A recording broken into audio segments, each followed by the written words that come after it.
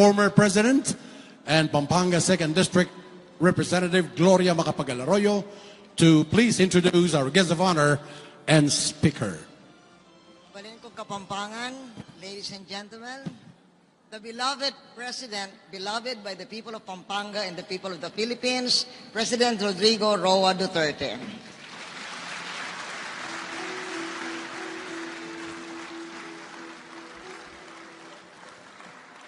Maraming salamat po. Kindly sit down.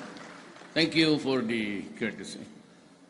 Former President Gloria Macapagal-Arroyo and Sir Mike, Secretary Silvestre Belliu, and the other members of the Cabinet, the honorable members of the Senate and of the House of Representatives, Pampanga Governor Lilia Pineda and other local government officials, Pampanga's bird culinary chefs, mga kasamahan ko sa gobyerno, mga kababayan ko. Now, I have a prepared speech, but it would really be a travesty of justice if I do not pay my respect to the rich and cultural heritage of the Pampangueños.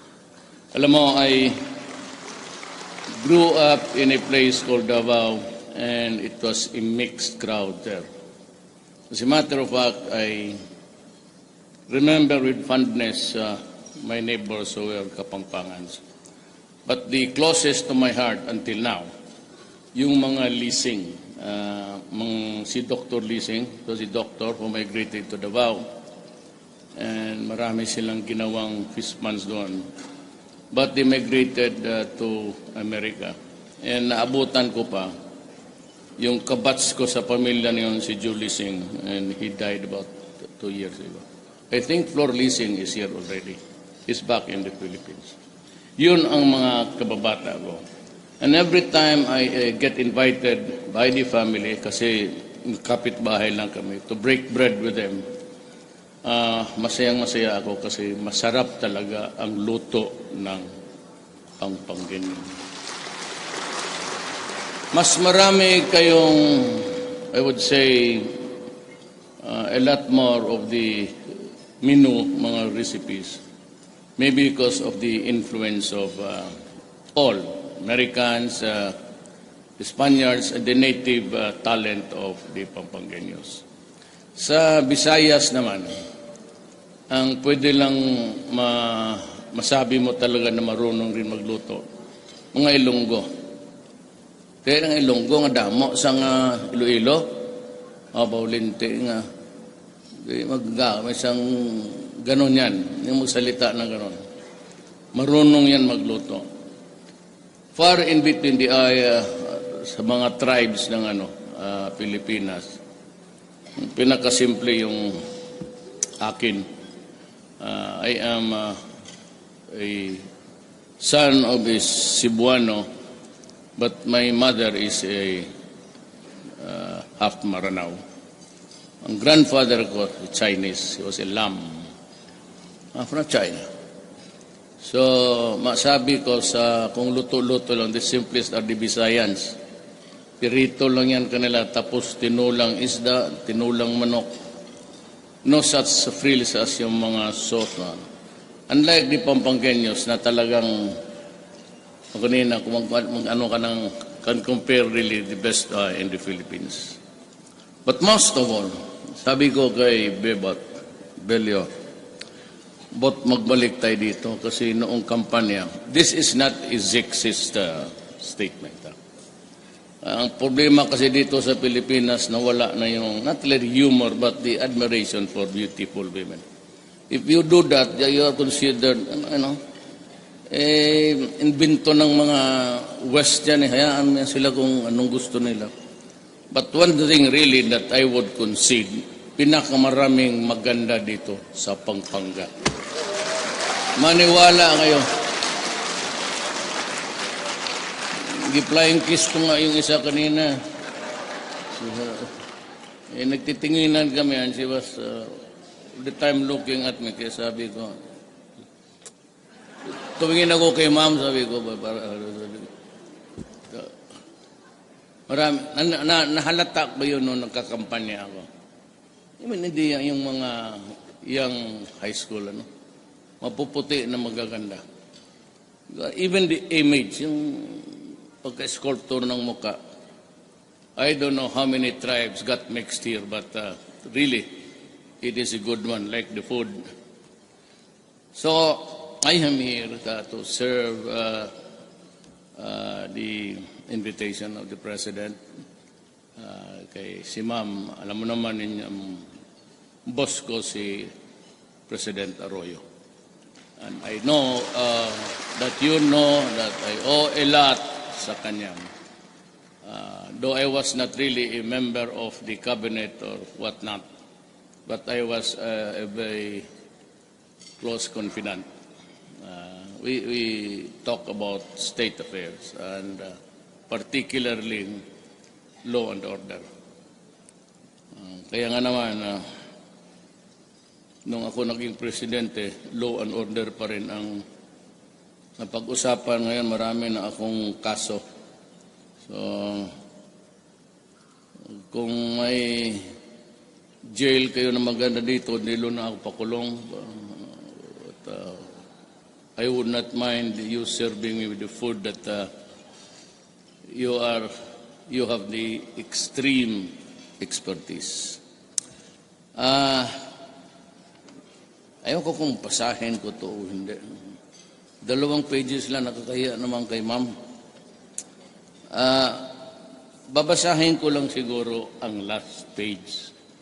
The penultimate paragraph, I suppose, to do justice to the guy who burned the midnight candles last night just to prepare a few words for me to you. Let me reiterate that the Philippines remains as a place for visitors and continues to be a conducive investment destination. Rest assured that we are undertaking measures to encourage travelers to come here so they can have more fun and exciting experience in the country. I ask each of you to join me in spurring economic growth and fostering unity and solidarity here in Pampanga and the rest of Central Luzon. Let us show to the world that the Philippines has to offer. What the Philippines has to offer. A world-class hospitality, sumptuous food, and unique heritage. Alam mo, ang swerte ninyo is used to be a bane for those ultra-nationalists or to the communists in this country.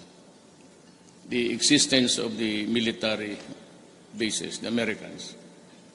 Yung Pampanga noon was not really a ridicule, but something of almost an alien because it was inhabited by a mix of Caucasians and Filipinos. But alam mo marunong ang Diyos. Binigyan niya kayo ng lahar, which is now put to good use in construction and everything. And actually, the most important part was binigay sa iyo ang Clark for you to manage and make use of. Clark is a very important destination now in the Philippines. For want of space, kung may magpunta doon sa amin, easily I would say, go to Clark. And you have all the amenities of what a kind of site it would have, the flat lands, and the resources are also there. Ang kulang lang natin is the infrastructure for mobility. But in due time, I think, in the fullness of God's time, we will have it. I hope it would come even half of what they have offered so far. Kasi kalahati lang sana. But Clark is a very important arterial place kasi ito yung papalabas talaga ng Luzon upwards. And the development, because it is very important that we disperse the industries. Manila, I think, will be, in about 25 years, will be a dead city. It will start to decay, and there is no way that we can rehab the place. For one, and that is why I was so pissed off with these guys when I asked them about about Pasig, anong gagawin ninyo? And they say that we will restore it so it's pristine place and let aquatic life flourish there. Ang sabi ko naman, kami mga taga-probinsya, simple logic lang. You know, guys, you sit on the papers and wait for... galit ako nitong sa commission. Gusto kong i-fire out. Naghingi tao. They sat on the papers of a company that's supposed to build the railroad bridge dyan sa Pandakan somewhere. Yun nga sabi na mahirap daw i-process kasi may mga plano sila. So what the hell are you planning to do in Pasig? First of all, you do not have the sewer and sewerage. We are one of the few countries nagsiseptic tank ka dyan. Pardon for those who are eating. Ang sabi ko, you cannot rehabilitate the place. You have to baklasin mo ang Manila to do that. And there's no more time and space for all of you who want to do something about it. You have to disperse the crowd, limit the factories at some time in the future, but not really mine, that would be too early. But about 10 years from now, they should close Manila and start to develop. Itong pinakamaganda ngayon. Unless we're able to come with something very similar to Clark. In other places, maybe Batangas or Cavite, mahirapan tayo. So Manila is no longer an option for industries. They have to go to the provinces. But the most important thing is there has to be a transport, whether mass or if there are too many cars, then you have to expand the highways. But I think the most practical thing to do is really the mass transport system. And many are willing. It's only a matter of the grid. Kasi sabi ko, nandito rin sila, Senator Soto. You have to simplify more yung sa ano. Alam mo, dito talagang hirap ako sa ano. Corruption, still. Maski na nagtatanggal ako ng tao almost every day. And the latest one was a guy who was working under my nose. Yung undersecretary ng budget sa Malacanang. Who was...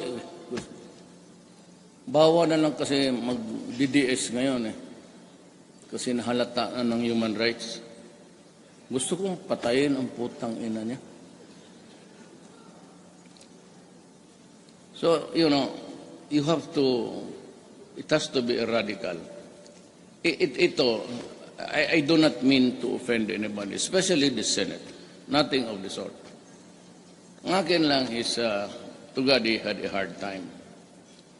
And almost all in unison were of the belief that there has to be some drastic changes to be introduced. And it has to be on something like in a hurry. So yung emergency powers. And if you remember, I never asked for it because I was once a member of Congress. Nung nakatatlo ako pagka mayor na Davao. Been mayor for 23 years of Davao City. So alam ko ang timplada ng Congress. I wanted na manggaling sa kanila. Pero kung nang samdahan ng appealing to them. Ito. Kasi hindi pa nga ako nagsalita, sabi na kaagad, ito, you cannot trust the guys there in the executive department, it will just end up in corruption. Tiklop na kaagad ako. And if you would recall, I never responded to any of those statements for or against. Hinayaan ko na lang.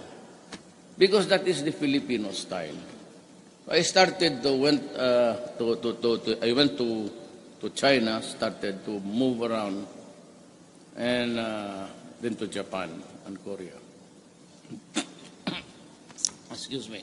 So, yan ang ginawa ko. Pero kung sabihin mo na mag-asa pa ako sa tayo-tayo, mahirap.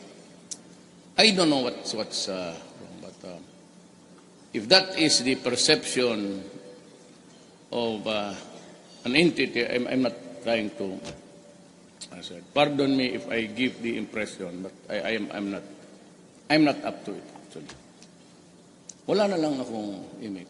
Sabi ko, well, then we continue to suffer until such time that Japan or China, whoever gets there first, to build and if we have the financing, then we can move. But I never really insisted on it. Kasi sa lahat ng ayaw ko is yung sa corruption. Talagang, ako, yung maano ako. Because just maybe in my lifetime, I can also, every president does not want. But if you can minimize year after year and start really to pound on the paradigm of so many persons, karamihan kasi magpasok sa gobyerno, do you know their targets? Excuse me. BIR, pati customs, that's the choice. So pag may magpunta sa akin, keeps on coming back because he wants to be in the customs and the BIR, magdududa na talaga ako. Wala na kasing iba. It's for self-glorification. Ganun lang yan. Kung the number one is grab. Now remember, in my campaign, I don't know why I got 15 million plus, 26 million majority. I won it. Maraming salamat po sa inyo. Hindi kayo nagkamali. Talaga. I will do exactly what I promised you. First, I said that I will stop corruption. Maasahan talaga nila. And even if I have to fire, it will go on and on until I get rid of the major players. There will be no more sacred cows, yung mga exemptions that enjoyed by the ruling elite, the so-called 400 of society. I am not against the oligarchs. I do not nurture any class hatred against them. But talagang lalo na sila. Makapatawad pa ako ng isang empleyado lang na a gatekeeper. Kung itong mga mayaman magkamali ito, talagang. And ako, ayaw ko namang to belabor the point. Gusto ko ang sabihin, but it was only during my time na we were able to collect millions from those who never paid their taxes for so long a time. And to think that they are of the belief that tapos na sila. No? I will hound them until they pay to the last. And they can do their worst, threatening me with imprisonment, International Court of Justice. It will not stop. And here and now, media is ably represented. Almost all networks are here. It's really a non-issue to me, as I have said yesterday. Sasayangan mo lang yung laway ko. Hindi ako hinto. I have said it, and I will do it. In the campaign, di ba sinabi ko sa inyo, I will do it even if it would cost me the presidency, my life, or my honor. The third is, sabi ko, I will improve the economy. But first of all, I hold it as an article of faith that no progress or development can ever really hold, lalo na sa countryside, if there is no peace at all. I never said law and order, because law and order is a very ambivalent thing. Kasi kung kami ang mayari, ipapaimbestiga agad ng mga gago. I'm referring to the communists. Tapos kung sila mag-ambas, pati bata, 4-month-old, but that was the last straw actually. They plan to waylay my soldiers, my policemen, at tapos sila ngayon ang nag-ambos ng police, pati bata, 4-month-old baby was hit in the head. Pagtakbok agad, ito namang ulol na, kaya wala akong respeto eh. I'm a person na, kasama naman kami ni Ed sa eskwelahan noon. Your mayor, 1 year ahead lang ako sa... Hindi naman ako ganun papamura na tao. Kasi nasadya ko yan in my... not even disgust. And para rin ang baba ng tingin ko sa kanila. Pwede kong bababuyin. Puro sheer stupidity.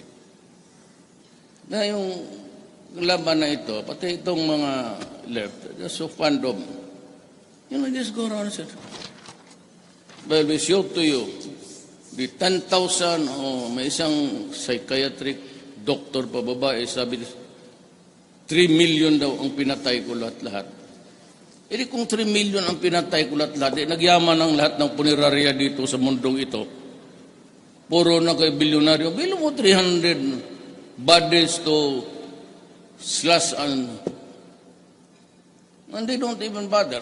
No, pagdating dito, they bring in the experts kuno.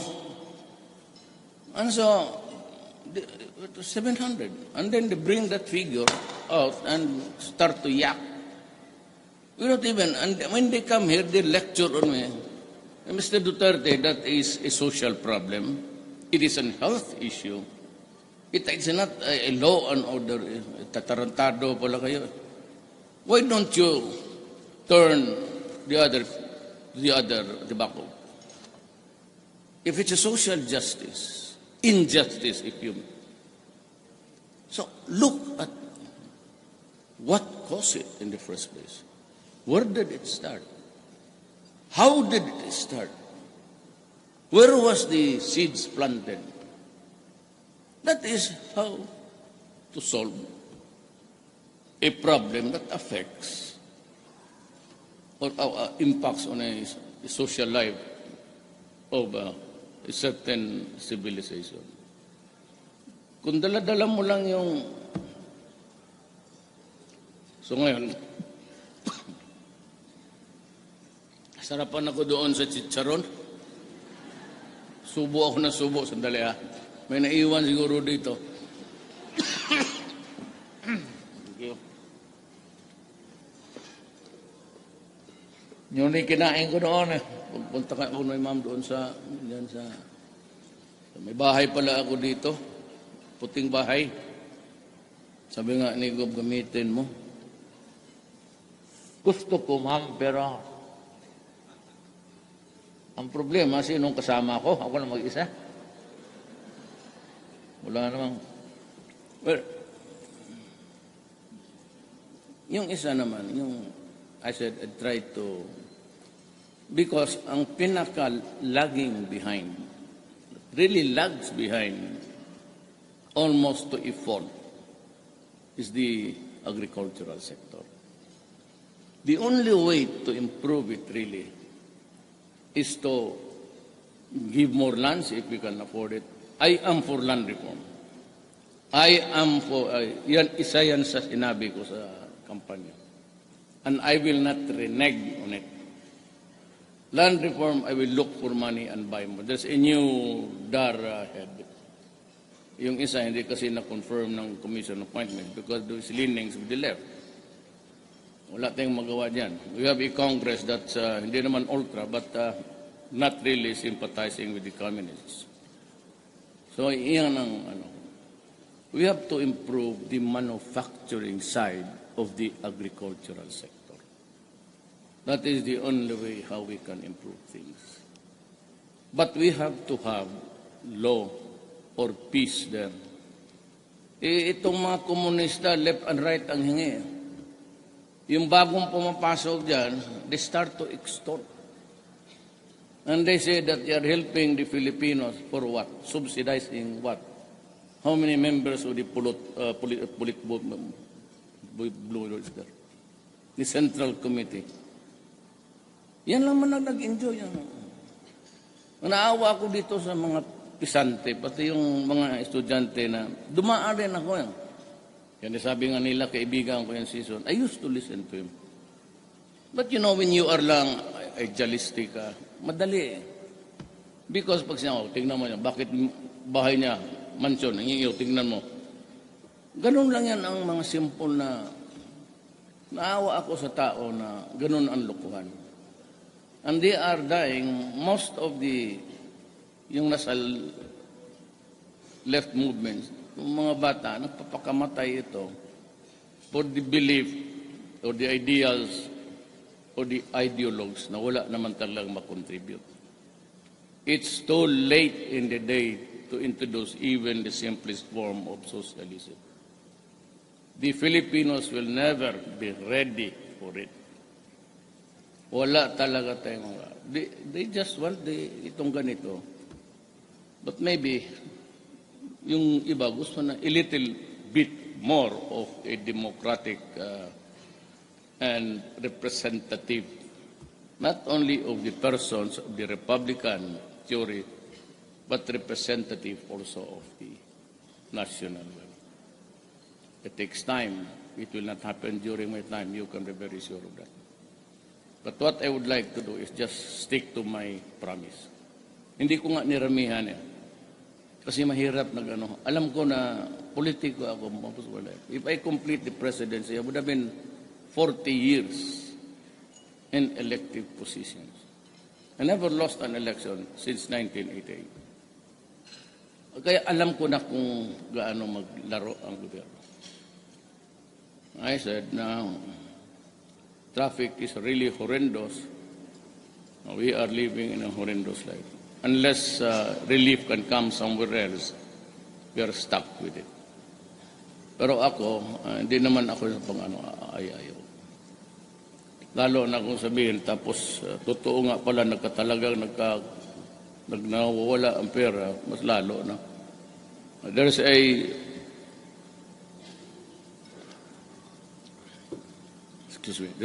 caveat. And it says, we won't give it to you because you'll steal it. And my answer, then, so be it. We'll just have to look for other way. We could have done it a little bit faster. But for one reason or another, it has nothing to do with politics. Kasi kaibigan ko lahat eh. But there's something to do with the contempt of the members of Congress who really, their observations are really true. Paano ko i-control ang corruption? So they must give me the powers yung to cut red tape. Alam mo, ang unang talagang alisin, yung lowest bid. That's I don't know who invented that goddamn process of buying things, procurement. Alam mo, ang lowest bid, pinaka source of all corruption, lalo na sa local governments. Kasi lahat idadive niya, 100 billion project. Then he will bid, for example, like the other build na 93, I can build the 100 million for 93 million. Yung iba, itong mga sindikato, there's a group here in the Philippines, wala yang ginawa kung maghanap ng mga bids. Wala yang ginawa kung yung medyo mga gangster, makita mo yan sila, the way they panther around Kung maghintay lang ng kung may blessed bid, pupuntayan sila lahat doon. Sige, ikaw magbid ka ng 60, ganun, ako 40. Pagka ibagsak niya yan, o sige, hanggang dito lang tayo kasi wala na tayong project kung ganun. Ayun, yun ang mananalo. Tapos, bayaran mo na lang kami sa Lilo mo. Ano ba dyan, ate, sa probinsya mo? Ganun yan ang sindikato niya. Kaya, it is unlawful to kill. Pero gusto ko sila ilagay na sa kategory ng drugs. Para mas madali. Kasi pag sinabi na durugista yan, idagdag na lang yung pangalan niya doon sa listahan nila human rights, di okay na. Pakialam ko ba dyan kung mamatay kayo o hindi? So that's the problem. Me, I'll stick to my original. No corruption, and you better believe it because I'm going to do it. Droga, it's non-issue to me. It will be a policy until the dying days of my presidency or of my life. Third, I place everything on the table. My presidency, sabi ko sa military, pag hindi niyo ako gusto, we had a command conference. If you think that there's another one who can do it better than me, then fine. You do not have to fight against each other because yung mga gwardiya ko, military rin, pati police. You just tell me that you have found somebody who's better than what I can offer. I'll step down. Maghanap kayo. Pero yung three promises na yan, no, I'm not ready to talk anymore with the rest. I said, look guys, we have been fighting for 50 years. It started many, many years ago. High school pa kami. You were already around killing Filipinos. Be they soldiers, policemen, the barangay captains. Karamba dito sa Luzon. Pinakamaraming patay ninyo, barangay captains. Yung those who remain loyal to government. Na hanggang ngayon, if you want to fight another 50 years, fine. Kita mo kanina ang rami kong sundalo nagtitraining. Then we fight for another 50 years. That is what you want. Pero talagang distorted because I sent Bebot Belio. Si Bebot medyo left yan eh. The guy in front of him is a rightist because he is the defense secretary. Negotiator ko sa left, si Bebot, pati si Duresa. My defense secretary is used to be he was assigned in Davao when I was mayor. He brought the 2nd Ranger, Scout Ranger Battalion. Kaya nagkaibigan kami ni Delphine. Sabi ko, ayaw ko na magipag-usap sa kanila. So make a choice. Wala naman talaga kayong ginawa except to you, season. You've been fighting a war, directing a violent struggle while you enjoy your sanctuary in the Netherlands. Bakit hindi kayo mauwi dito? Tayo na lang ang magkaupakan. Para kayong mga senyorito doon. At the expense of another. You're being subsidized by the Norwegian government. Itong drugs, give me a little bit of time. I will finish it to the last man. I do not care what other people say. I do not give a shit what the International Court of Justice. For at the end of the day, if my country collapses under the weight of drugs, you will not be here to help the Philippines. Kaya wag ninyo akong bullshitin yung Pag nagkaletse-letse ang bayan ko, mabuti naman makaasa kami sa inyo. It's really an epidemic. 4 million is 4 million. You are reducing in number of my countrymen to slavery, a slave addicted to a drug that is a monkey on their back forever. Sabi pa nilang, ang ayaw ko, there was this black man together with, sino yung pangalan ng yawa niya? Calamard? Good as any other time kasi nandito si ma'am.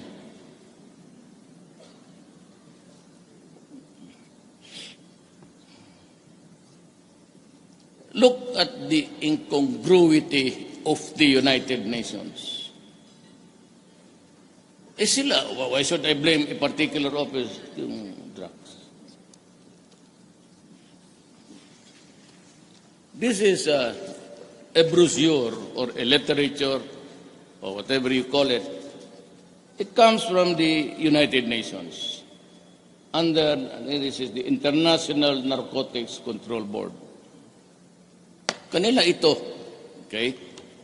Now they have a summary of the drugs that are afflicting humankind. They have the introduction, which is really beautiful English. And they start with the cannabis. And it says, cannabis smoke contains 50% more tar than the high tar cigarettes, which puts the users at an increased risk of lung cancer and other respiratory disease. Yan lang. So, we go now to the next.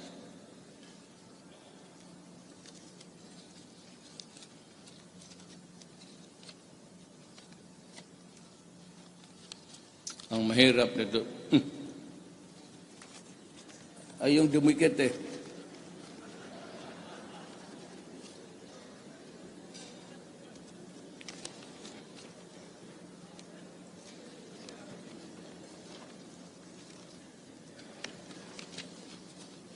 Cocaine is the favorite of the Americans. Mixing cocaine with alcohol is a dangerous cocktail and can greatly increase the chances of sudden death. Yun lang ang mga warning nila. Ecstasy. Other risks. Aside from getting wild while partying,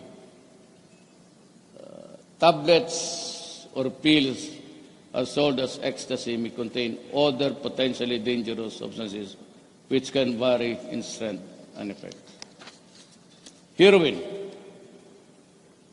Users risk overdosing on heroin can lead to coma and death through respiratory depression. Ang pinakalas, which is the methamphetamine. Methamphetamine use sometimes triggers aggressive, violent, and bizarre behavior among users. Of all the drugs narrated there, shabu, which is the popular drug here, because it's cheap. Mura. Now, sabi nila, why is Duterte killing the poor only and not the rich? Kung hindi ka pa naman gago, you're not that stupid. The rich guys, if at all, if they use drugs, they buy heroin and cocaine. And it is not that bad, after all, sabi ng mga taga-United Nations, or whatever, because it is an organic thing. Comes from a poppy, opium, or marijuana. But itong shabu, is a mixture of deadly chemicals. As a matter of fact, the water used there for mixing is the one in the industrial water that's used to pour water to make shabu. Well, yan ang problema. And among the others, it can cause violent and agreement. Sinasabi ko na sa kanila, I've told them several times for the nth time, maybe yesterday, na itong shabu, ang gumahawak ng shabu, lumalaban talaga. For why is it, if it is not that dangerous and violent, why is it that to date I have lost 242 policemen in drug-related raids and arrests? And in Marawi, because it was fueling the ISIS, there is less policemen dying, but more of the soldiers. Because in Marawi, the whole of the place was being used to manufacture shabu. I said to fuel the ISIS. So that if they go into a raid, the police cannot do it. Because you have to have armored tanks and all the heavy weaponry. That is why in the Mindanao campaign against drug, I have lost something like almost 300 policemen. That is including those who died in the actual fight when there was the siege already. Yung noon yun, those were arrests and the deaths also. Until today, and you can be very sure of this, I'm losing on the average 6 to 8 soldier or policemen in Mindanao in drug-related cases. Kaya ako, that is why I am almost ill-mannered. I talk brass language. It's because the United Nations itself has a conflicting theory about the International Court of Justice expert said, I think it was a black doctor. I'm sure you heard them on TV. Oh, it's okay. Shabu will not, to put it mildly, it will put you in stupor, and that is all there is to it. Actually, shabu shrinks the brain of a person. It's an American forensic finding. And when you shrink your brain, rehabilitation is no longer possible.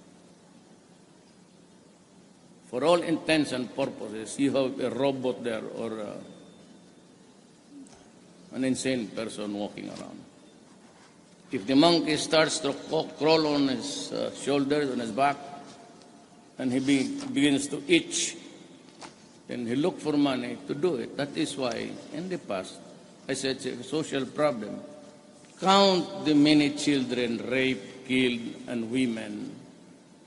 When they are on high against drugs, it's a bizarre behavior. The last one in the Visayas, he cut the head of his wife and shouted, "We have no more problem with Duterte. I already cut his head." I mean, he cut the head of his wife. That's what I do not like about foreigners fucking this country. Leave us alone and we will solve the problem. We do not enjoy killing our own country. It is not a good policy. But we are besieged, I said, with something that is very terrible. China is already suffering from it. But 4 million is 4 million addicts. 42% of the total barangay are contaminated with shabu. There are 9,000 policemen. I don't know if I have to kill them in the shabu business, and also shabu addicts. Think about that. And I said, if there is a way that we can solve this problem to the acceptance of all, fine, I will do it. I will walk not only the extra mile, I will walk for one day to find it. But in the meantime, I said, I will not allow my country to go to the dogs. And I will not allow, that's the reason why. That's why they think that I committed a crime. When I was mayor, I was fixing my city. All I said was, do not destroy my city. I am not a policeman. I am not a law enforcer. I am a mayor and I build city. I build the city. When I became president, I said, I am a president, not a policeman, not a soldier. I'm trying to build a nation. Allow me space to build a good nation. Do not destroy my country because I will destroy you. Do not destroy the youth of the land because they are our only assets. Magkano ba ang pensyon ko? Baski kayong only soldier. How much pension do we get? Benefits. You think we are rich? Policeman? It's about 50, 56. Their salaries were increased. I increased it double come January. And I promised it during the last election. Double na sila. But also something like 60. How much do you think would cost us if we enter the age of 60, 65 retirement? Papasok na yan. Hypertension, kidney, heart, management, something, diabetes. And how much do you spend if you go to the hospital? You think that 60, 70,000 would last you a year? Me? Well, I get a higher. Maybe I can go to the hospital. St. Luke's, Cardinal Santo. The longest my salary can sustain me on the benefits, maybe for 5 months. After that, I'm gone. Then I'll have to pray to God just to take me to. So what's the purpose of living here if you are spending the money of your children? Now, why I am saying do not destroy our children? Because we are not a rich country. We do not have Medicare, insurance, PhilHealth for how much? It will be our children who will deliver the deliverance, but for a short time.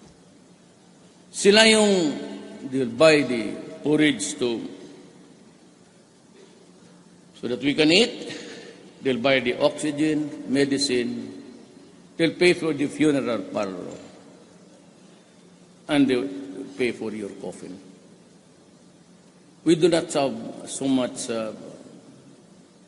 We rely on our children. And we are dependent of them to a great extent when our time comes. When we are no longer of use to anybody. Diyan ako nasasaktan. And even after this, I would like to beg your indulgence because 200 of our countrymen repatriated, I think we paid for their fare. I'm going to the airport together with Secretary Belio of Labor. Going to meet them there. How many Filipinos are deployed outside? Mostly in the Middle East. How many times have you read in the newspapers regarding the suffering of our countrymen? You know, when the husband leaves the family to work in other places, it leaves a dysfunctional family. A family without a husband and a father is somehow dysfunctional.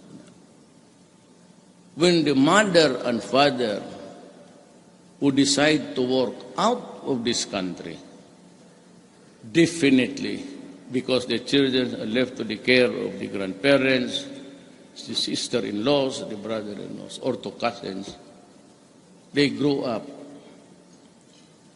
almost defenseless. And they are the ones who are identified by the neighborhood idiots who are receiving money regularly. And they are the ones being pushed to the wall of addiction every day, every bit. And how many times have you read our countrymen, women especially, being raped, jumping out of the windows, hanging themselves? It's universal. I am sure it's universal completely. They only sleep 3 to 4 hours a day. And they are fed, or they eat the leftovers. They're being raped by the husband, the head of the family. Then the son and the son-in-law would come, and they have to suffer these degradations because of this, their desire to earn money, so that they can send the money here so that they can educate the children. Only to realize after so many years working there that nothing was happening. And I always say, why is Duterte killing only the poor? This shabu is the drug addressed to the poor, because one sachet is only 200. And I'm sure that they are being, money is sent to them by, alam nila, they know that this guy has money regularly. So if you are the president of this Republic of the Philippines, and you know the loss of dignity and all of your own, and only because we are poor, how would you feel? Pretended sentiment? Maybe. You don't know me. I mean, you don't know that I was once. I am not a poor man now. I would be lying. But if you take all of these things into one, I could kill you for it. Better avoid. I will avoid confronting you. Just drop the gun, just drop the drugs. Mayors. Look at Parahino, the mayor of Osamis. Anybody of you here from there? There was no election. There was nothing. You run against them, they will kill you. Look at this rest house. You saw it on TV. The wallpaper were all 500 pesos denomination. Money used to decorate as wallpaper in the house. How obscene can one get? And that is why he was also killing the policemen who did not obey him. There are still 4 missing, 3 were recovered when he was killed. Kasi naka-uniforme pa, but already bones. And the Albuera mayor, when they say that I ordered the killing, maybe yes, maybe no. But if you do that, if you use the public office as a platform of drugs, to drug my country, and you are an elected public official, and there is no election in your city because you just simply kill, and even your own policemen, then sometimes I would say maybe it's high time that you go. I ordered their killing? Maybe yes, maybe no.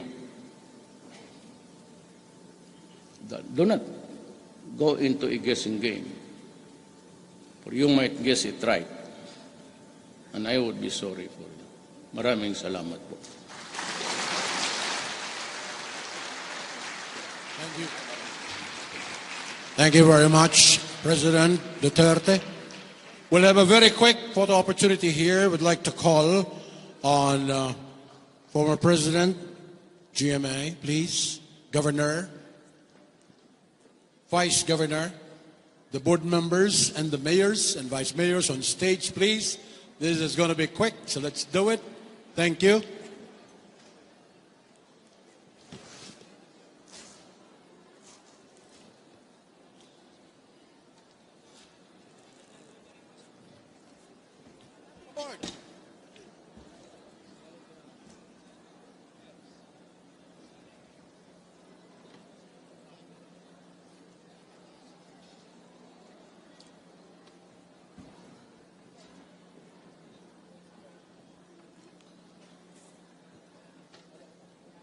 All those whom I have called on stage now, please.